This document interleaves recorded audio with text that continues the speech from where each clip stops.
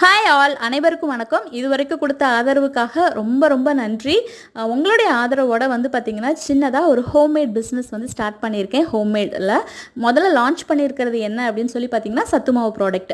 என்னோட வீட்டில் என்னோட குழந்தைங்களுக்கு நாங்கள் எப்படி சாப்பிடுமோ அதே மாதிரி பார்த்தீங்கன்னா தரமான பொருள்களை வச்சு பேக் பண்ணியிருக்கேன். நான் 23 நவதானியங்களை வச்சுட்டு நான் சத்துமாவு ப்ரிப்பேர் பண்ணியிருக்கேன்.